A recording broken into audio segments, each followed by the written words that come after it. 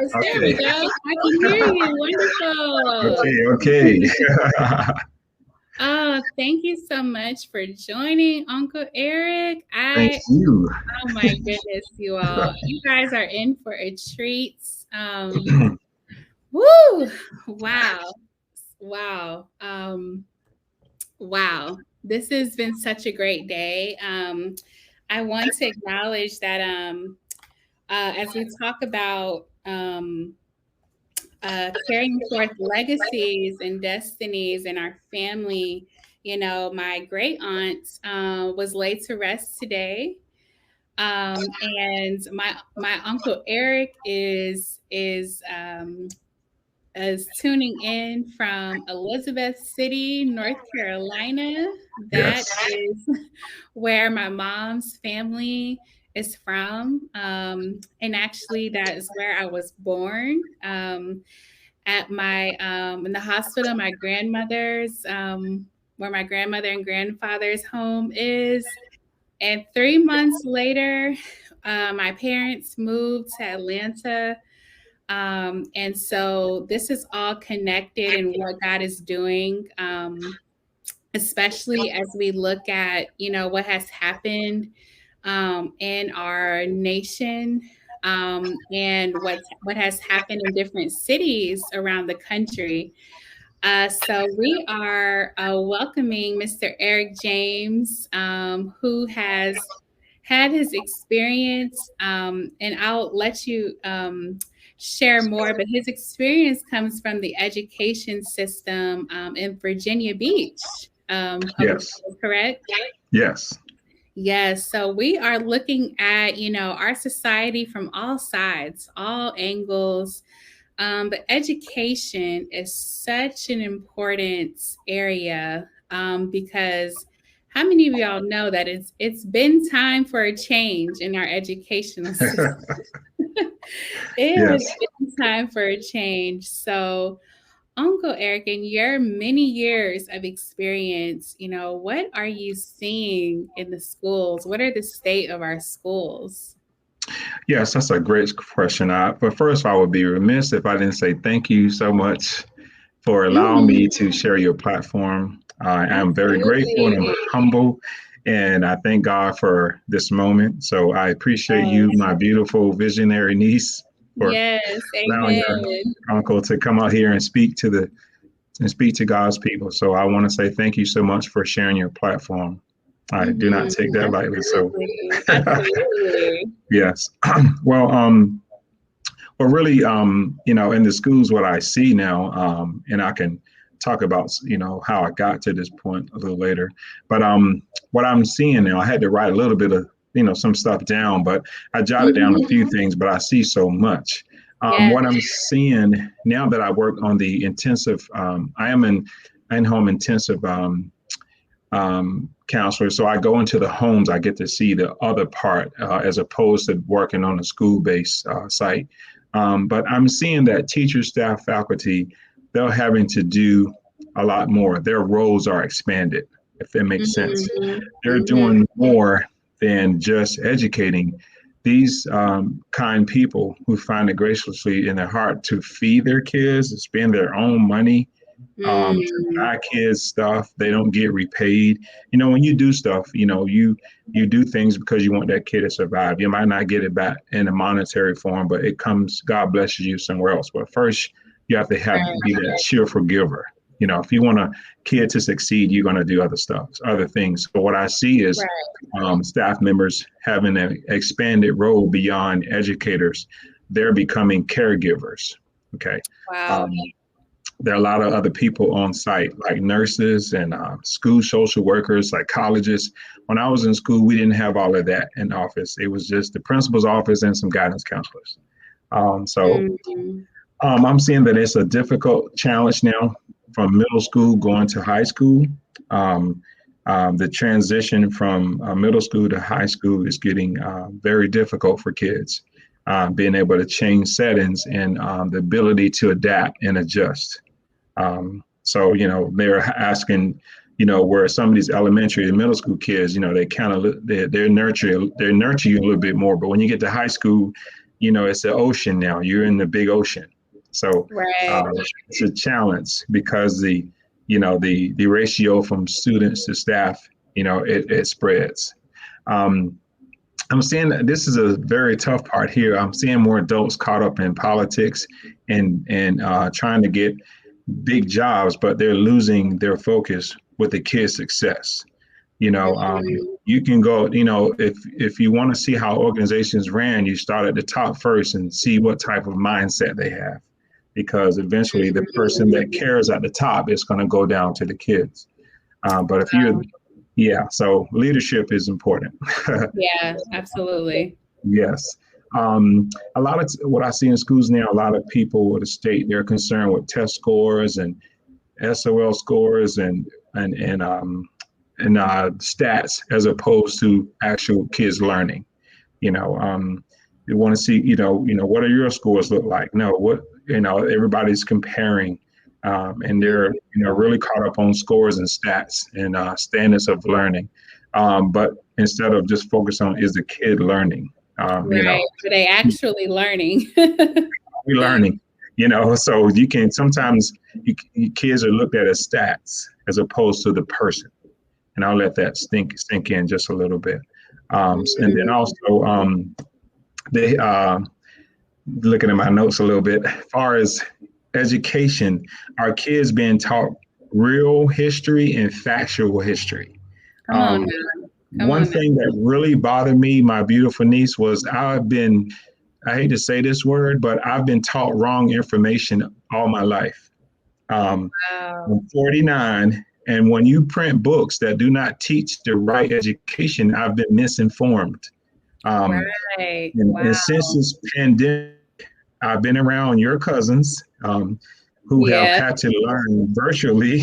So responsibility has been placed back on the parents to teach their kids. And if you don't know how to teach your kids, you're depending on other people to teach your kids. But if you're teaching them wrong information or omitting information, then they're learning, but they're just learning information that's not factual. So that's a big thing with education. What are they printing in books? People print books. So what are going on in the minds of people who are printing the books? And one example is in history. Okay, that was the subject I didn't like as much. Now I love history because I've been taught history that I never knew. So if you want to go somewhere, learn your history first. So education, just because you have a degree doesn't mean you're teaching the right thing. I'm sorry, I am going to rattle the nest a little bit. If you're teaching me something and it's not right, then we're wasting time. So we need to teach our kids facts. Kids say this all the time, facts. Facts, right? Wow. Yeah, not how you feel about a subject. It doesn't. We don't care about how you feel about it. Is it real? Is it factual? Okay. Right. If it's not facts, we're wasting time. So I'm gonna be real blunt about that. So that's what I see in the education setting now. Wow, those are some major insights. And actually very problematic. And I'm wondering how have things been allowed to go on like this for so long? Like, is it a matter of who's running these school systems? Like, why do you think that there hasn't been much change in how our kids are educated? Well, there are a lot of times that well, first of all, let's back up to that we're a school system. Okay. We're in a system here. That word system bothers me personally, but that's just me. So a lot of things have not changed because of who's in power. Okay. You always have to look at the top first. And then also, sometimes people don't pay attention to stuff until it affects your household. I'll just think about that. Just for kids being in school is not enough. Okay. We need more. So that means people have to be connected. And, moving into the bonds with the parents and the school system. a lot of times the system is kind of, I don't want to point fingers because there's no one, you can't point to just one thing, but Right. there is a group of people in the community who can fix a lot of problems, and those are the parents. Okay. Yes. So and again, I'm going to be real detailed here. I'm going to be real, like, to Let's go straight to deep. Let's go deep. We getting real today, okay? yes, yes. Board members, people that's looking sexy on thrones and got all Mhm. these suits on and stuff. Those are not people in power. Okay, they're just there to govern. Okay, the Mhm. people that have the power are the parents. Wow. And but we have to have parents who come together for one common cause, not just for a football game. Okay, Ooh, come on okay. now.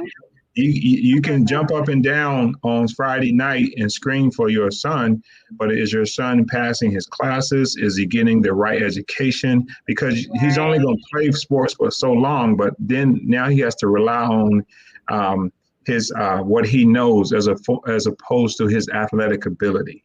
You know, he has to rely Wow. on his education. The athletic ability is going to run down, but what about your mind?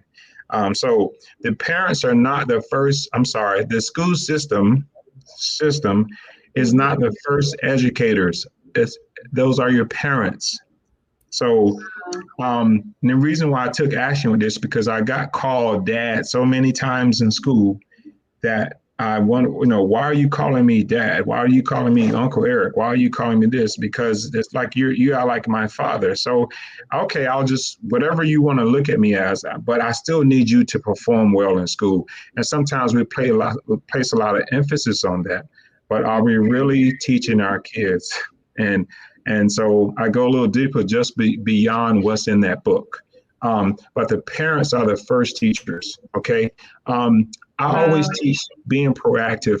Our parents have to be proactive. We have to brace our kids for things that are about to come. And sometimes your grades can't fix problems.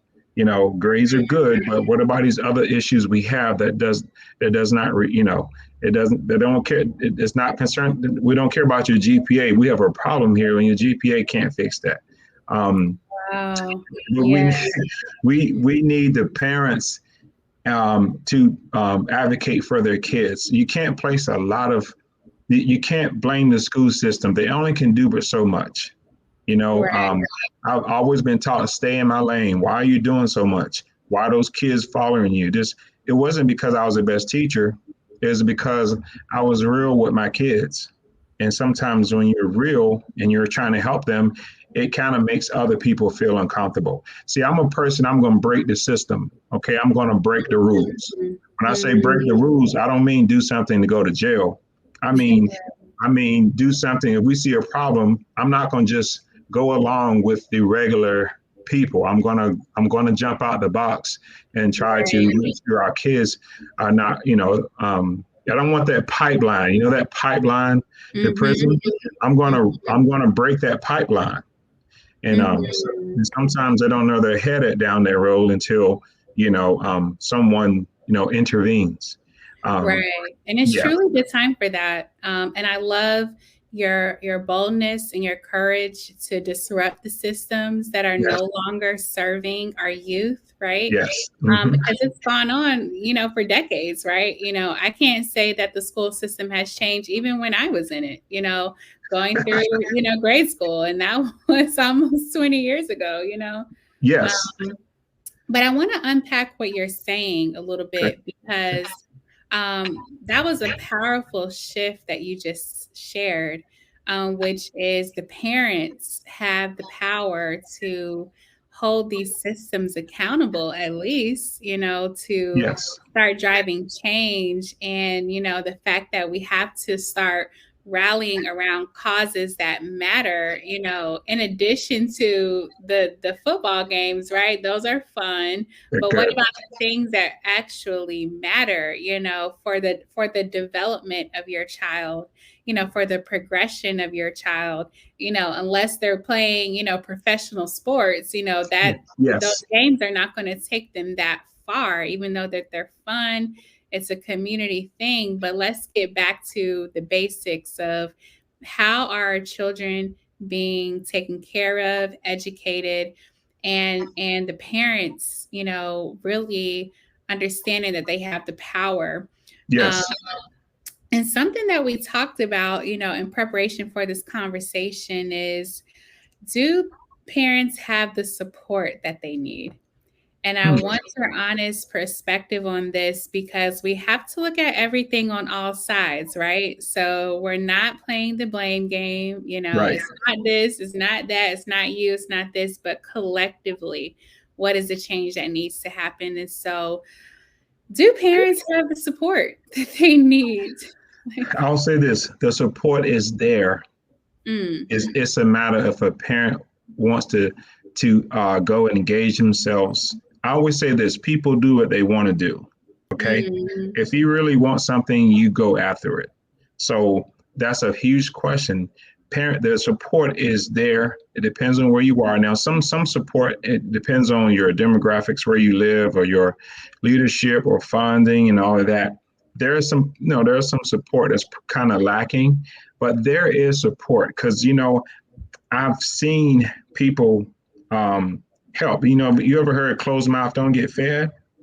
Um, right. so there is support, but the question is, are there parents seeking support? Like, if you've seen some movies where a child needing medical attention. The movie John Q? Yes. Okay, so you saw Denzel, he was doing some unconventional things for his Right. child. so, Yeah. Some so dire situation. yes, Yeah. Tony Robbins, one of the great speakers, he says when things become a matter of life or death, people do amazing things. People Yeah. do extraordinary things. Sometimes people won't do things unless it becomes a matter of life or death. So we don't need to wait until it get that far. No, we don't. Even though we don't need to act with crisis, we just react into everything. Yeah, and I feel Um, like our culture is used to that. Our culture yes, is right. used to reacting to dire situations, to chaotic situations, but we don't have to let it get that far, right? No, but the Candace, to go back 300-400 years, we've been reacting. All our culture has been reacting. So, and Yeah, we react because, it's deep down in our system. it is. It's in our blood, and so now one of the habits that I teach from 7 Habits of a Highly Effective Teens is being proactive. And Yeah. I told you about the hurricane. If the hurricane is 5 days out, what are you doing to prepare? And they said it's coming directly to you. What are you going to do? So we have to take that proactive role also. But sometimes things happen out of our control, which happens a lot. But we have to find a way to solve things. But when you have people that are on one accord, they can make some things happen, but you have to get connected to the right people. So to answer your question, there is support there. It's just a matter of how bad do you want it. And Mm, everybody that are in certain positions, I'm gonna say this: they're not supportive. I'm just going to be honest. Title and position doesn't mean anything to most kids. They don't care about your 6 figures or what you drive until you come and help them in a crisis, or you're kneeling down teaching them how to work a math problem, or you're supporting their physiological needs. I talked to you about Maslow's hierarchy. We talk about belonging, self-esteem, self-actualization. Are you jumping into their life and meet them where they are, and then you pull them up? Um, right. Sometimes that information comes from somebody who's not instructional. They're not considered a teacher. They just might have some knowledge, but they're not considered a teacher. That makes sense. And I will Mm-hmm. always say this: your parents are your first teachers, not the educational system. Your parents are. So, parents, if you're not informed and you're miseducated and you don't care, then stop telling your kids to do well in school and you didn't do it yourself. Okay, so Mm, you have to grandma, your grandmother, my mother stopped yes. school at 12th grade, finished her, she stopped it, she got her diploma, but my father stopped school in 6th grade. My mother looked us in our eye and said, I didn't go to college, but you are. And she had an explicative word in there. So she was very serious about our education. So I had everything I needed growing up. Out of 12 siblings, I had everything. I was never lacking for anything. I'll be honest. And her word was bond, like they would say. You didn't challenge her, and so she got support when she needed it. But the main support came from home. But also, I know you asked me that question: do the parents have the support? It depends on where you are. But if you don't have the support where you are, you got to go find it. You You gotta can't. go find it. You Yeah. have And to. what does support look like? What have you seen? Like, what do parents need? Do they need information? Do they need childcare? Do they need what is going on? Okay, I'll speak from my point of view because I ran several after school programs. Yes. Um, Yes. so my after school programs, everything tailors back to seeing a child successful in the school setting. What does success look like for them? Most people will say, look at three categories: grades, behavior, and attendance. If is a kid coming to school, how are your grades look, and how's your behavior? Right. That's a measure. You can measure that. That's measurable success or measurable goals. Without even knowing a child's demographics, you can look at their GPA. You can look at did they come to school? You can look at Right. a lot of things without telling if they're Black, white, Hispanic, or whatever ethnicity they are. You can look and tell people can look at you before they see your face. So, Right. so in my after school program, the things that that they really were looking for was a loving adult body, somebody who cares, who's going to be consistent with them, who's going to Mm. not tell them that they're wrong all the time, but find out what did they do right. And Yeah. we're going to bond. You got to bond with a kid somehow. There's got to be a connection. There's got to be some mutual ground where you meet them and then you find out something about them and you just blow that thing up. Okay. So, Mm. and look, most of the time, adults, we are quick to tell kids what they're doing wrong, but we're slow to tell them what they're doing right. Come So on now. They I need didn't want to, affirmation. They need yes, encouragement. They need love. right. Yes. So what I did was I read this book. It says one of the um, 152 ways to keep a kid in school. And one of them, number 3, was greet your child off the bus before they get into the building. So I was a big cheerleader without the pom poms. Okay. I know they were happy to see you. Yes. I was 6'3", 270. I was big body guy, cheering them on to the building. Yeah. You don't know what kids were dealing with before they got to school.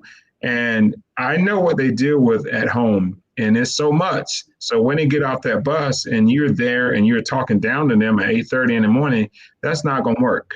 Okay. So Wow. your job is to lift them up. Okay. So in the after school program, I was consistent. I didn't let them talk down each other. I made them feel important. I'll say that again. I made Wow. every kid, Black, white, Hispanic, biracial, whatever you are, you're going to get some love from Mr. James. Now, you can't say love, especially me, African American male, and my challenges are different than my counterpart. Okay. He, Mm. he may can say, I love kids and he's fine, but this Black man says he loves kids and they look at me different. So I can't make Right. that up. So that was my challenges with adults. Now the kids, I made sure that those kids realize that this man right here is going to give you the love that he got from his parents. Yes, our kids need love. They need Yes, love. Like, again, we're going back to the basics. God has been taking us back to some basic principles. Love yes. your neighbor as yourself, right? That's Um, that's the answer to racial reconciliation. But that includes loving your children too, right? yes, Our youth needs love, right?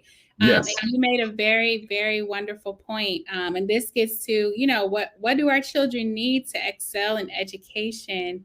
And you took it back to, the hierarchy of needs, right? You need yes. love That's a and pyramid. belonging, right? Yes. Can you tell us more about that?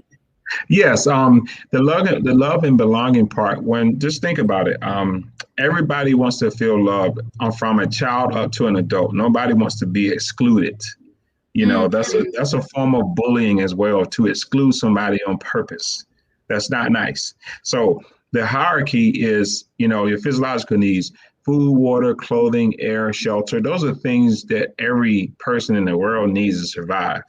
And then Right. you go up a level to your love and belonging. Okay, so when you're having a baby at the age, the baby's 1 month old, what does that child need?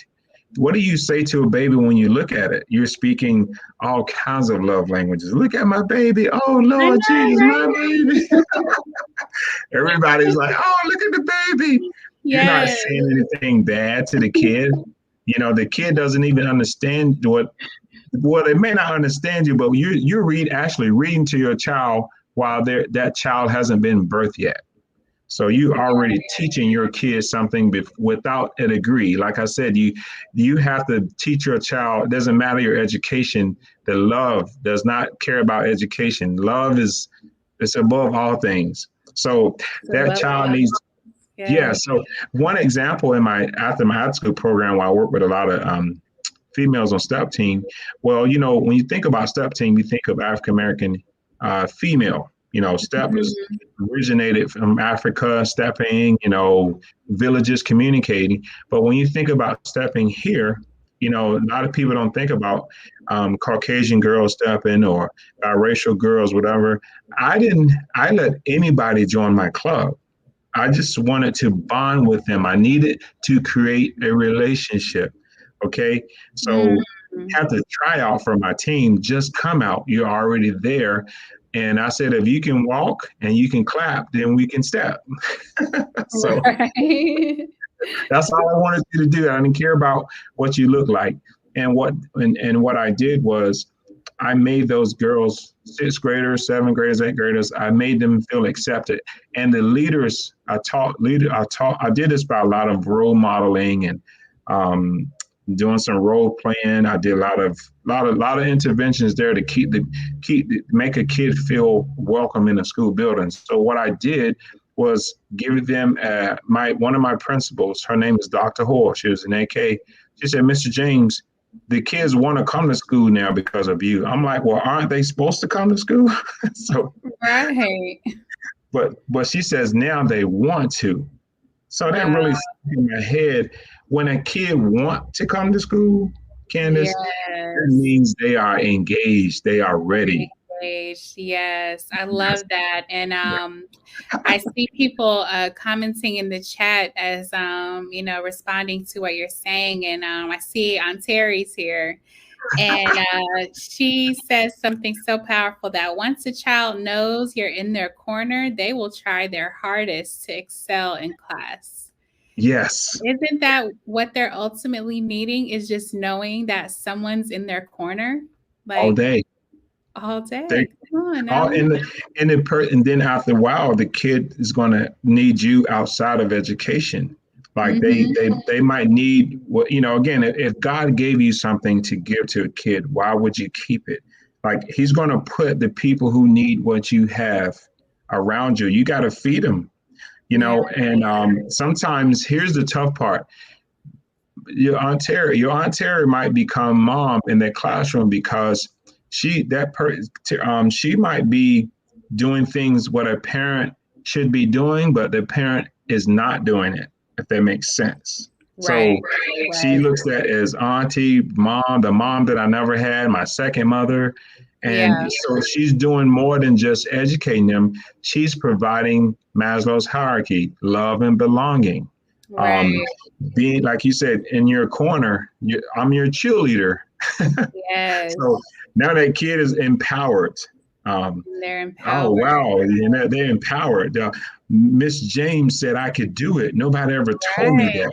Right. So now they believe it because you Yes. said it. You're showing them, you're demonstrating your love, and you're demonstrating your belief in them. Yes. And Yes. that's what I hearing that, that's what our children need.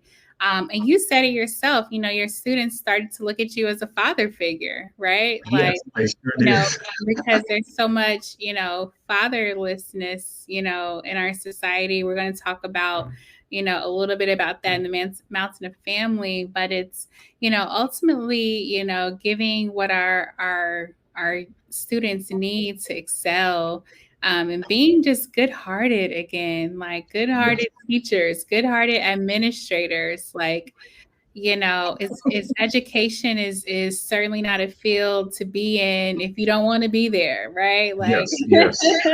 No, like we need people who are present and who are ready to pour in and really train up a child in the way that they should go. But what I hear, the shift that we're getting here today is, bringing the parents' role back into that, so that so much is not on the teacher, because yes, the teachers need support, right? Because now, they're carrying a burden of, so much that has not been done in the home. And again, I feel God just reconstructing everything, like reconstructing everything, because everything is working hand in hand. And so, to talk a little bit about Touch a Life Academy, one of the things that I'm excited about in the beginning when we started working together is all of the letters that your students wrote to you. yes, It's one of the most beautiful things I've ever seen, to see students, pouring out their hearts about how you have impacted their lives. And it moves me in a way that, I have to help you build this, get this running, like, to the vision that you have expressed, because it's needed. So can you tell everyone here today a little bit about Touch a Life Academy and about those letters from your students? sure. You about to bring tears out of my eyes. I know. Listen, we're pouring out today. Don't be afraid. This is a safe space. Just let it all out. Wow, yeah, that's so refreshing to hear you talk about that because um, I want to thank God again for my parents who made this possible. If it weren't for them, I don't know where I would be. So I would be remiss if I didn't thank my mother and father for for them Yes. raising me like making me the man I am today. But I Yes. wanted to 12 first share. children at that. I Wow. know.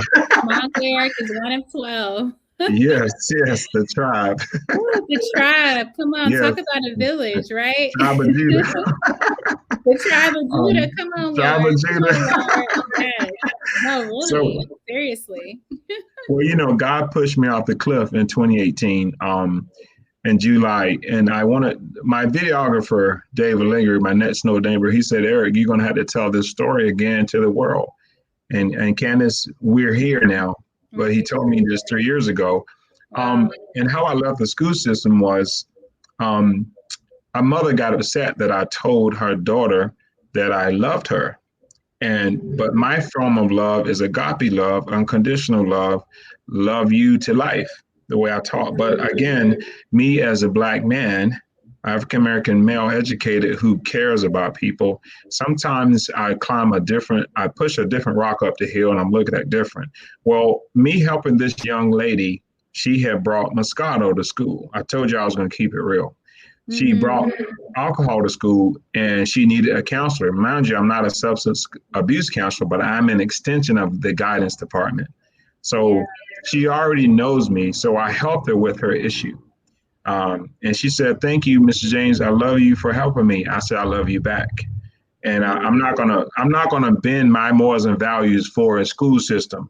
I'm not gonna sell my parents out. So that's not gonna happen. So I'm an educated Black man. I can find work.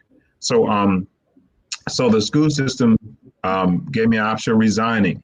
So that was a tough moment for me, but God made it so that Touch a Life Academy could be birthed. So, and after I resigned, I moved on and I got excited when LeBron James opened his school for kids. And immediately when I saw this person who this lady told him that all he can do is bounce basketballs, and he went and opened up a school for inner city youth. And I was like, wow, you're using your resources to help kids? I said, how amazing, so I went on and purchased my LLC. So Right. I said, look, I will not let a person put me in a box. Okay. Yeah. When I serve God, God is radical. So am I. Yes. Okay. Yes. So when I said, look, I know you have more work for me to do. And somebody says, look, there are a lot of kids who need your love. And that's all I needed to hear. But I knew God was moving. He was shifting me to create my own. But I didn't know it was going to happen like that.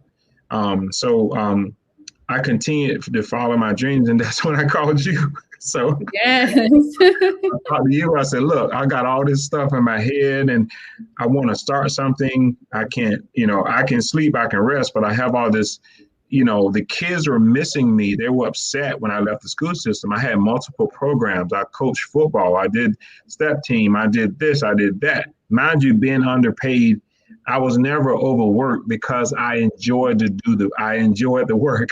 So I was never overworked. Love what you do. Yes. Right. You can't overwork me. I already love it. So my students, they will back up a little bit when I first got hired. I know I'm all over the place, but on my after school program, a gentleman wrote me a letter in 2009. And to skip to the end, he said, Mr. James, I love you. You are my father, and I want to spread your program all over the world. Now, this was in 2009, Candace. This young man, 8th grade, he prophesied to me. Okay, he spoke into my life, and I cried that day reading that letter. And I was like, what do you mean spread my program all over the world? He said, Mr. James, the kids need what you have. Wow. And I'm like, I'm Candace, I'm a bag of tears, man. I'm in my suit. I had to turn the corner, leave the class. I shed some tears. And like, you call me your dad? I'm like, what do you mean? So then all these letters kept coming in. Mr. James, you're like my dad. Mr. James, the one for you, I wouldn't have made it. Mr. James, this. And I'm like, these letters, I've had them for 10 plus years and they keep coming in. And I said, Lord, I know you're not just, these are kids writing letters. Most kids don't like to write, Right. I mean, these were long letters, y'all. I mean, like 4-page letters. I was just like, wow. Yes. Wow. So when you take the time to write, you have to think first, right? Yeah. So you're thinking about something that happened. And mind you, I'm just doing what my parents told me to do. I don't think I'm doing anything like special. That's what I'm supposed to do. But in their eyes, it's like, wow, this adult cares for me. And I'm like, but don't you have right? Let's bring back care again. Love and care, y'all. Exactly. I'm like, don't you have loving parents at your house? They're like, no. I'm like, what do you mean, no? Like, so, you think you got it at home, somebody else has it too. So when I was wrong, like, one of the letters, and then Mr. James teach me how to do my work. I can't do my work at home because it's too much noise, or the police are always at my house, or my mom and dad doesn't care, or I've never met my dad. I didn't see him in 3 years. I'm like, well, how can you pass tests and do all this stuff that the school's requiring of you? You don't even have the right support,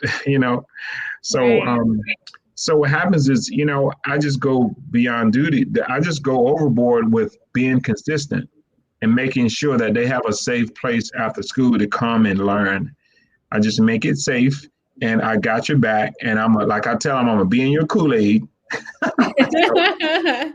Right. I have to make it fun. These kids do not like boring adults. They're relatable. Okay? Talk to them in their language. Right. Like, girl, you better get that workout. I ain't playing with you. Let me see your work. Okay, Mr. James. Okay. Like, I don't care about your attitude. Let me see them grades.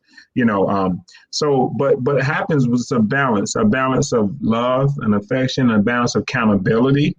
You're going to be at school tomorrow, right? Because I'll be waiting for you, and I'm looking like this, like I'm crazy, So what happens is they want to come because I'm holding them accountable. And then I'm celebrating their small achievements. We're not at the honor roll yet. We're failing classes. I just wanted you to at least get me 5 or 6 more points on this average, just little chunks. Or, I'm gonna look at your paper. Oh, you have to do a lot of little things right. And then here comes the big success, So sometimes people act like they don't know what kids need. And sometimes they're looking for somebody just to come and give me structure, but they don't know how to ask it. They don't know how to communicate it. So it's right there in your face. But the thing is about the school system, sometimes tie your hands. There's so much that you can do,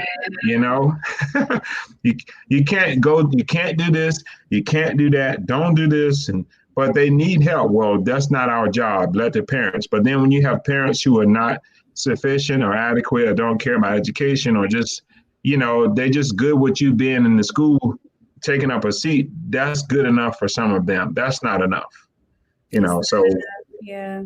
No, we want to be, look, some kids don't like school. And so why would I talk to them? I said, well, what do you like? And, what are you good at doing? Let's get your GED. You go ahead and get out there and start working with your hands. What about VOTEC? What about this skill, labor? Like, we got to find out where's your place in life. And sometimes it wasn't college. They weren't going to college. So where do they fit in? So, wow. But you have to find the relationship with the kids. And that's what I love. Your focus is on the relationship with the student. And that's what is missing. And when I took a look at, the program that you had started and what you're molding into Touch a Life Academy, it's really a comprehensive look at the needs of a student, so that they can have what they need, mentally, emotionally, academically, because we kind of forget that if any areas are deficient, then they don't have what they need to even try to go get good grades, right? They're focused. They have so many other things that they're plagued with, like peer pressure, or communication, knowing how to communicate. Like, these are the basic things. And especially when you get into middle school and high school, the teenage years, like, think about, there's so many other things affecting our children too, that they can't even, it's like you're meeting the total needs of the student, like the complete needs of the student. So I would love for you to share, what is the mission statement for Touch a Life Academy? Okay, the mission statement took me a minute to put this together because all these thoughts are rolling in my head. Touch a Life Academy. So absolutely. Mission statement is building an organization designed to improve, to enrich, to empower, and to direct the life of a child. So that's improve, enrich, empower, and to direct. So, wow. Yes. And I have to tell you, Uncle Eric, when I read that mission statement, I was blown away. I was like, wow, wow, because it's so simple and to the point, but it's so powerful. Yes. Because it's allowing, the home and the school to start working together, right? So if it's the parent's responsibility to train up a child in the way that they should go, right? Now, when they can now be plugged into a program like Touch a Life Academy, where they can be enriched, where they can be inspired, where they can, get further direction into onto the path where they can go. Like, that's the village, right? The schools working together, right? The businesses, funding the community. Like, I believe this is the design that God wants us to get back to, right? Yes, we do. I love what you're doing. I love how you have seen the needs so clearly, but you weren't afraid to give what was needed, which was love. Yes. and and not, sticking to the status quo, or, being afraid to just, it takes a level of understanding and confidence in your gift to know, like, hey, if they need love, let's give them love. Like, if Let's they give it need to them. encouragement, let's give them encouragement. Like, Sure. again, it's not about the politics. It's not about, No. it's none of that. It's none of that. So I would love to hear, what are your thoughts on potential solutions that can start, fixing the failing educational system, because you said the word radical, and that's the word that God has also given me in this hour. Is it's going to be a radical movement. It's going to be radical changes, but it takes, courageous people to carry that forth. So I'm curious to know, what are your thoughts on potential solutions that we can start to put in place? Well, that's an excellent question. I was on a show before, and someone asked me, "How do we fix our society?" And sometimes Mm. people come up with these complicated responses, and I'm like, "Look, y'all are thinking too hard." so, Right. Don't make so it so complicated, right? yeah, I mean, it sounds complicated because people look at so many other things, and again, I'll go based on how it's brought up. And I was saying, our families make up society. We leave home and we go to work or we go wherever. That's society. But first, you look at what type of person is leaving the house to go and form society. Who are they? What do they think about? What type of person they are? What are their motives? Who are they? Sometimes look in the mirror, ask yourself, who are you? What are you designed to do? Right. So society is our people. They're not buildings, they're people. Wow. So yeah, Exactly. exactly. There's the church is not a building, it's people. Okay, so Wow. if Wow. you It's not the institutions, know, it's the people. it's the people. Oh, The Lord. people built the building. Building is just a place so you can do your business or whatever, stay warm, however, whatever you want to call it. That's the physiological need. It's a building is a physiological need, a house. Okay. Um, so Right.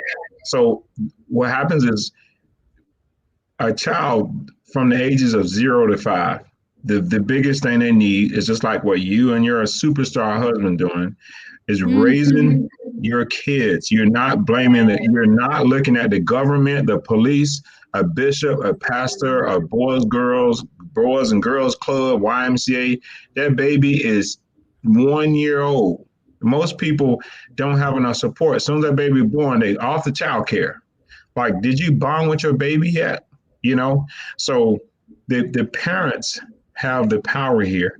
And what happens is if Mhm. the parents are to the point where they're not in survival mode all the time and they can raise Yeah. their kids, because right now the kids are not getting, most kids are not getting what they need from the ages of 0 to 5. I'm a psych major, so we studied Piaget, okay, developmental stages. Mhm. All right, they talked about those years from 0 to 5. Those parents have to be there pouring. When you want to build a house, what do you lay first, the roof or the foundation? The Okay, foundation. Come on okay. now. You got to pour the concrete. You got to clear out the land. You got to get plumbing, brick. You got to lay the foundation first. So when Wow. the foundation is not laid, then those kids, or they grow up and go right into a school, and there's your problem. I mean, because again, you said, how do you fit schools? That's simplified. I was talking about fractions, breaking it down. You Right. Let's take break the house, it down. let's break it all the way down. 2/4 is 1/2. Can you get simpler than one? Right. Simplify people. Yes. So the answer to your question is, you fix the house, you fix the school. Let me say that again. You fix the house, you You fix fix the the school. school. Let's say it Yeah. again. You fix You the fix house, the house, you fix fix the the school. school. So, Yes. because look, again, who goes to sleep in a school? Okay, you're at Mhm. home. The school closes sometime. Where is the kid? Home. What is Wow. home like? What is home like? Okay, so if a Wow. kid is leaving his house, he's got his lunchbox, his homework is done, his mom and daddy or somebody was home last night, put you to bed, got you right. You going to school with high self-esteem. So, but if you have a home where it's broken, the mama or daddy don't care about your homework, you just had a police in your house last night, Right. your sister just got raped by somebody. I'm gonna be real extra here. Somebody Listen, just these shot are the your real dad. things people are facing. These are the Yeah, real things. right. So the kid is traumatized. Traumatized. So if Mm, I'm a kid is traumatized going to school, do you think they care about algebra? no, no. Zero. Yeah, they don't care. I just got traumatized and you in my face telling me do this work. So my first thing is you have to build a relationship with the kid, the parents first. Okay. And we can't place all this responsibility on teachers, administration, and school resource officers and all that. Most of us are just going to respond or react to your behavior. Okay. I'm just Right. as a school system, we're not as proactive as opposed, we need to be more proactive as opposed to reactive. Um, and parents need to be held more accountable. And it's sad that the government will lock somebody up if they don't pay child support. Ain't that sad? Yeah. Or you looked at your child as a check, Mm. or if I have more kids, I get Come more on now. government assistance. You know what Come I'm on saying? now. Like, stop blaming people. Like, stop, and I'm placing it back on the parents. And look, I don't have any biological kids, but I've been called dad so many times that I feel like I'm a dad. So I'm I'm No. I'm not judging. I'm part of the solution. So I've been called step in dad so many times that I'm gonna assume the role. I'm gonna go all out. I've used my resources on kids because I want to see them make it. And I will share a real quick testimony. One of my students, his name is Bobby Price. I coached him in football at Lynn Haven Middle School, but he already had his set of parents. And this young boy had his mannerisms was awesome. I mean, his parents held him accountable.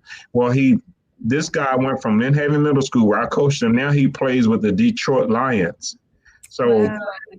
and Candace, he called me today before his game started. So he Really? calls me. Yes, he calls me every time. Coach James, I need you to pray for me, man. Pray for me. This relationship, Oh, yes. He went to Lynn Haven Middle School, First Colonial, Bishop Sutherland, private school. Then he went to Norfolk State University. I'm gonna give Norfolk State some love. yes. Voice TCU. So, Oh, and then he got to Detroit Lions, and he calls me before he goes on the field. Coach James, this is how you talk. Coach James, can you pray for me real quick? And I said, man, you about to make me cry. He said, man, I love you, man. He has his own dad and mom. It's just that we bonded when he was in sixth grade. And I wow. told him I was going to go all out for him. And that's what I did. I don't need all the limelight and the fancy awards. I don't need all of that. I want to see you make it so you can come back and do the same thing for other kids. You Same know, thing. Wow. because it's going to take a village. A generation is 40 years after us. People that get older, who then we got to pass that down. You got to teach them to do the same thing. Now we know that what is it? The harvest, that saying, the work, the about the harvest. Okay. Yes, the harvest is plenty, but the laborers are few. Yes, thank you, girl. Can you say that one more time, please? Yes, the harvest is plenty, but the laborers are few. And guess what we're missing? Parents is where we're missing. That's Yeah, the missing part. I that's love all those other people like police and social workers and all that, but the parents, if the parents could bond together or just focus on their home and go, if you want to take care of another additional kid, fine. But if the parents could just sacrifice and sell out for your kid, a lot of these things will go away because that kid comes to school and they're ready. Like that, the principal told me one time again, Eric, Mr. James, they want to come to school now. When a kid wants to come to school, you're not going to have a lot of behavior problems. They want to learn because you hold them accountable, and they have, like my sister said, somebody in their corner.